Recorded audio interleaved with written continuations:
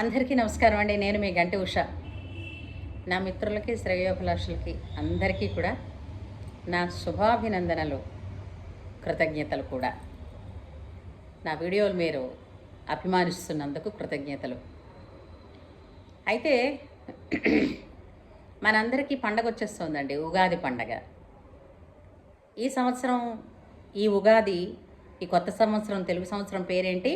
విశ్వావసు దీని పేరు. అయితే మనం ఇంత మునుపు చెప్పుకున్నట్లే ఋతువు మారినప్పుడల్లా మనకి ఇమ్యూనిటీని బూస్ట్ చేయడానికి పండగల రూపంలో కొన్ని ఆచారాలు, సంప్రదాయాలు, కొన్ని రకాల నైవేద్యాలు, కొన్ని పదార్థాలు మనం సేవించడాలు అవసరపడుతుంది అని చెప్పి ఈ పండగలు మనకి తెలియజేస్తాయి. అంటే పండగల రూపంలో మనకి పెద్దలు చెప్పారు. అవునా? ఇంతకు మునుపు అలాగే అనుకున్నాను. అలాగే వసంత ఋతువు ఆరంభంలో, వసంత ఋతువులో మనకి అక్కడి నుంచి మనకి ఇంకా ఎండలు పెరగడం ప్రారంభిస్తాయి. ఆ ఎండలు పెరిగినప్పుడు దానికి తగ్గట్టుగా, ఆ వాతావరణానికి తగ్గట్టుగా మన శరీర ఆరోగ్యం నిలబడాలి. అలాగే మన రోగ నిరోధక శక్తి బలపడాలి. అందుకని మనకి ఈ పండగల, అంటే ఋతువు ముందు పండగలు రావడం, ఆ పండగల్లో ఒక విధమైనటువంటి ఆ నైవేద్యాలే ఔషధ సేవనం లాంటివి. ఉగాదికి చాలా విశిష్టమైనది ఏంటి? ఉగాది పచ్చడి. ఉగాది పచ్చడి ఒక ఔషధం లాంటిది. శరీరాన్ని రాబోయే ఋతువులో ఉండేటటువంటి వాతావరణ పరిస్థితులని తట్టుకునేటట్టు చేస్తుంది. అందుకే దాన్ని ప్రసాదంలాగే తీసుకోవాలి తప్పించి నచ్చుతుంది కదా, ఇష్టమైంది కదా అని గ్లాసులు తాగేయకూడదు. అయితే ఈ ఉగాది పచ్చడిలో ఏమిటేమిటి కలుపుతారండి, ఏంటేంటి కలిపి చేస్తారు ఈ పచ్చడి? అబ్బో, ఉగాది పచ్చడి మీద చాలా జోకులు కూడా ఉన్నాయి. షట్ రుచుల కలయిక, అంటే 6 రుచులు. ఏమిటవి? ఉప్పు, పులుపు, తీపి, కారం, చేదు, వగరు. ఇలాగా ఈ 6 రుచులని మేళవించి పచ్చడి చేస్తారు. ఆ పచ్చడిని ప్రసాదంగా స్వీకరిస్తారు నైవేద్యం పెట్టి. తర్వాత ఏం చేస్తారు అంటే పంచాంగ శ్రవణం చేస్తారు. పంచాంగ శ్రవణం ఎందుకు చేస్తారు? పంచాంగ శ్రవణం వలన ఎన్నో లాభాలు ఉన్నాయి అని కూడా చెప్తారు. సాధారణంగా మనం అందరం కూడా పంచాంగ శ్రవణం ఎందుకు చేస్తామంటే మన రాశికి, మన నక్షత్రానికి ఉన్నటువంటి ఆదాయ వ్యయాలు, రాజపూజ్య అవమానాలు తెలుసుకుందామని. ప్రతి ఒక్కరికి ఇంట్రెస్ట్ ఉంటుంది, తప్పు కాదు, అవునా కదా?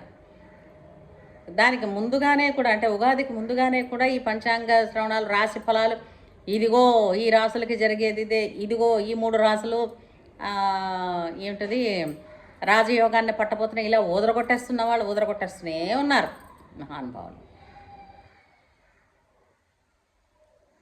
ఒక్క విషయం గుర్తుపెట్టుకోండి,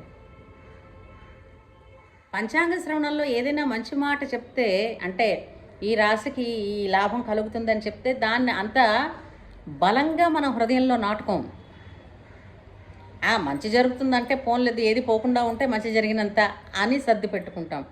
అదే ఒక చిన్న వెంట్రుక వాసి ఇదేదో కీడు జరుగుతుందనంటే అది చాలా డీప్గా మైండ్లో ఇన్సిస్ట్ అయిపోయి నాకు ఈ ఏడాది బాగోలేదు, ఇంకా ప్రతీది ఇదే ఆలోచనలో ఉంటాం. అతి సర్వత్రా వర్జయేత్ అండి. మనం ప్రతీది అయితే ఎక్స్ట్రీమ్ లెవెల్స్లోనే తీసుకుంటాం తప్పించి చెప్పింది చెప్పినట్టు అనుకోం.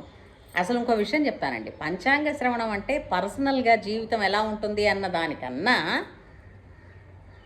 వాతావరణ పరిస్థితులు ఎలా. ఎందుకంటే మీకు పంచాంగంలో చెప్పేవి ఎప్పుడెప్పుడు ఎండలు ఎక్కువ ఉంటాయి, ఎప్పుడెప్పుడు వానలు పడతాయి, ఎప్పుడెప్పుడు గ్రహణాలు వస్తాయి, అలాగే శుభకార్యాలకి ముహూర్తాలు ఎప్పుడున్నాయి, ఇవి ముందు మనకి తెలిస్తే ఓహో పూర్వం రైతులకు మరేంటండి వేరేగా ఎలా తెలుసుకుంటారు వాళ్ళు?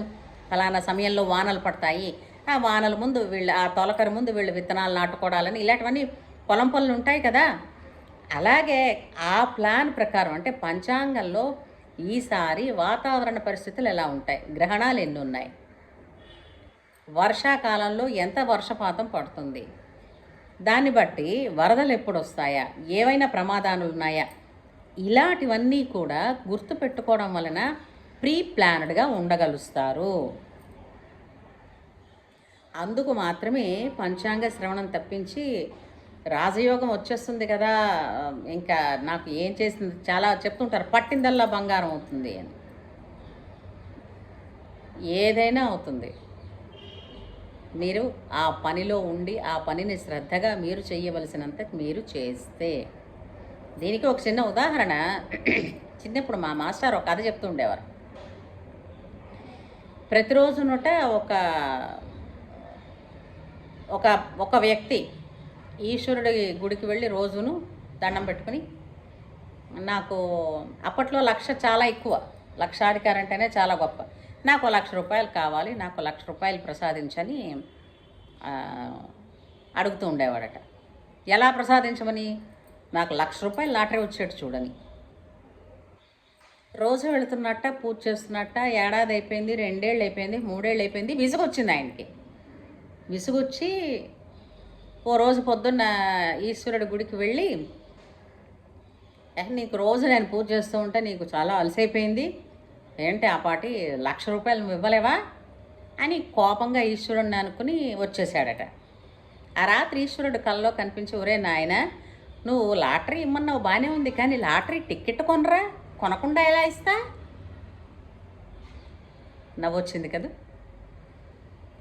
అలాగేనండి, రాజయోగం అంటే ఇప్పుడు కిరీటాలు పెట్టుకుని కవచాలు వేసుకుని మనకు రథాలు గుర్రాలు వచ్చి రావు. ఉన్నదానిలో మీరు ఉన్నతమైనటువంటి స్థానానికి వెళ్ళగలుస్తారు ఉన్నదాని నుంచి. అయితే ఇక్కడ కూడా ఇంకో విషయం చెప్పచ్చండి. అతి యంగెస్ట్ బిలీనియర్స్ మనకి ఫేస్బుక్ వాళ్ళు ఉన్నారు. ఈ పంచాంగ శ్రవణాలు విన్నారా లేదా అన్నది పక్కన పెడితే, ముందు ఆలోచనని ఎక్కడ ఫోకస్ చేయాలో అక్కడ ఫోకస్ చేశాడు. జాతకాలు, రాసులు, రాశి ఫలాలు లేవు అని ఎక్కడా చెప్పటం లేదండి. అవి చాలా ఉన్నతమైనవి. అంటే మామూలుగా మన పరిధికి అందేంత స్థాయి కాదు అది. చాలా ఉన్నతమైన స్థాయిలో దాన్ని ఆలోచించవలసి అవసరం ఉంది. అవి లేవని కాదు, అవి ఉన్నాయి. కాకపోతే అంతటి శాస్త్ర పరిజ్ఞానంతో చెప్పేవాళ్ళు తక్కువ ఉన్నారు. వాళ్ళు మీడియా ముఖంగా రావడం కూడా చాలా తక్కువ ఉన్నారు.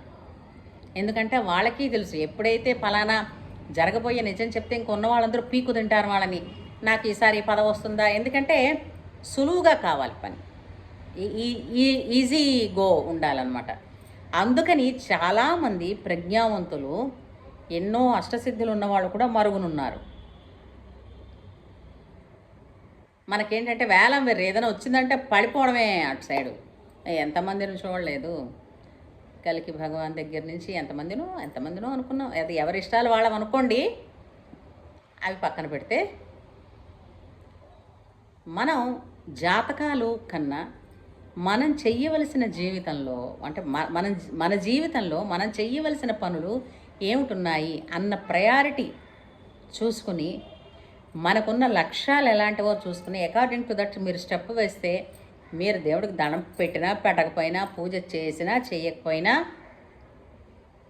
మీరు అనుకున్న లక్ష్యాన్ని మీరు చక్కగా చేరుతీరుతారు. మీకు మనోధైర్యాన్ని కలిగించేవి మాత్రమే ఈ పూజలు, అవి ఏదన్నా లేదంటే రాశి ఫలాలు తప్ప మిమ్మల్ని నిర్వీర్యం చేయడానికైతే ఇవి లేవు. మీరు వాటి మీద పడి ఏడవకండి. ఫలానా గత సంవత్సరంలో ఇలా అన్నారు, ఏంటో ఈ సంవత్సరం అవ్వలేదు, ఆయన అలా చెప్పాడు, ఈయన ఇలా చెప్పాడు, పంచాంగ శ్రవణం అప్పుడు అలా శ్రద్ధగా విన్నాం, అందులో చెప్పిన పరిహారాలన్నీ చేసాం. కాదు, తప్పు వాళ్ళ మీద పడేయడం కాదు. మీకు కావలసి అనుకున్న వాటిల్లో ప్లాన్ ప్రకారం ఉన్నారా? ఆ ప్లాన్ ప్రకారం మీరు చేయవలసినంత పనిని 100% త్రికరణ శుద్ధిగా మీరు చేశారా? అప్పుడు అది వచ్చి తీరుతుంది మీకు. ఇందులో ఉద్దేశం ఏంటంటే, మీరు ఇలాంటి వాటిని దృష్టిలో పెట్టుకుని ఏహే రాసులు లేవు, జాతకాలు లేవు, వీళ్ళని ఉత్తినే చెప్తారు కానీ అని వాళ్ళని తూలనాడడం కాదు. ఎప్పుడైనా సరే చెక్ యువర్ సెల్ఫ్. మనకు కావలసిన దానికి కావలసిన మార్గంలో కావలసినంత పని, ఆ పని జరగడానికి కావలసినట్టుగా మనం పని చేసామా లేదా, మనకి మనోధైర్యాన్ని కలిగించేవే తప్ప మానసిక బలహీనతగా మారిపోయింది ఈ మధ్యన. రాశి ఫలాలవి తెలుసుకోవడం అదొక బలహీనత. అదిగో అది చెప్పాడు ఆయన, ఇది చెప్పాడు ఆయన, ఇది ఏంటి వచ్చేస్తుంది ఏంటి, రాత్రి రాజయోగం అంటే ఇంత కట్టపడుతుంది ఏంటి, సీలింగ్ ఇలా ఓపెన్ అయ్యి ఒక ముట్ట దడేళ్ళు పడుతుంది ఏంటి, పడదు, ఎవరికీ జరగలేదు. అందుచేత మనం శ్రద్ధగా మన లక్ష్యాలు ఏమిటో మనం రాసుకుని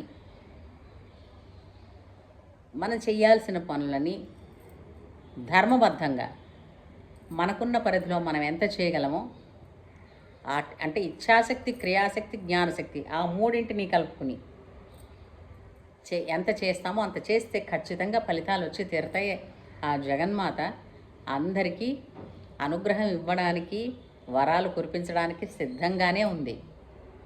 అడగడమే తర్వాయి. ఏమంటారు?